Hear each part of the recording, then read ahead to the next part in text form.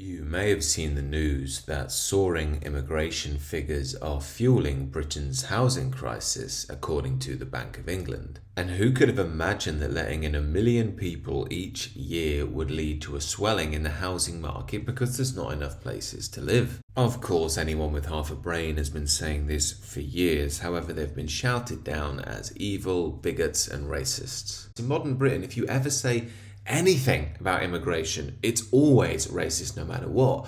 We've become like a paranoid hypochondriac who thinks every last little health ailment they have is some signal of some deathly disease. Now, the people who push this idea that any discussion of downsides of immigration being racist are usually either very young and brainwashed, naive young people. You can give them a pass.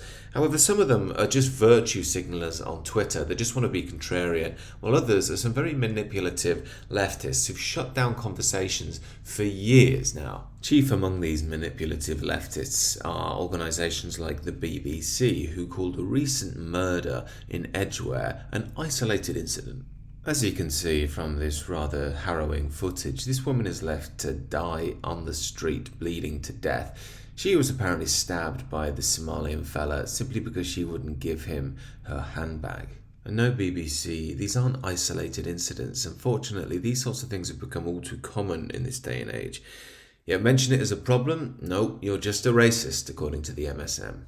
And this is all compounded by our hopeless authorities who'll come down on you like a ton of bricks if you say anything offensive to the religion of peace or the alphabet people on Twitter. However, when dealing with real criminals, they're totally toothless, as the video above shows. Here's a cop basically getting beaten up by some enrichers as they film it and laugh at him.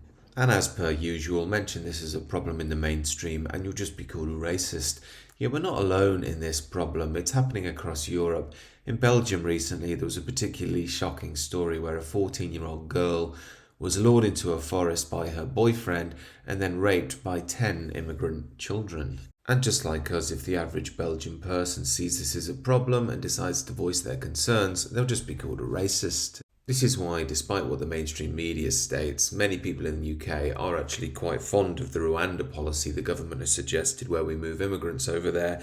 Even the BBC comment section, that hive of Blairite leftism, seems to be on board with it too. But don't worry, Keir Starmer's here to save the day and tell us that when and if he gets elected, he'll scrap the Rwanda scheme with immediate effect because it's too inhumane. What you're seeing on your screen here are the homes in Rwanda waiting for these asylum seekers. Asylum seekers, remember, who have got nowhere else to go, who are so desperate for somewhere to live that they're going to have to make do with these plush houses, which are much more rich and ornate than most houses in the UK. They also here have computer games freely waiting for them, sports pitches, as well as a number of chefs to cook them food.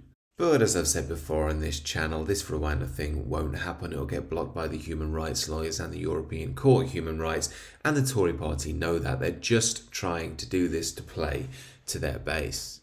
As usual, the concerns of the populace will be ignored and derided by our leaders, who don't just actively not wish to represent us, they actively dislike us from their liberal bubble as they sneer down at the average person. The woke, open border, mass immigration, multi-culti policies that they're so fond of don't affect them. They just make them look and feel good at their swanky dinner parties and on Twitter.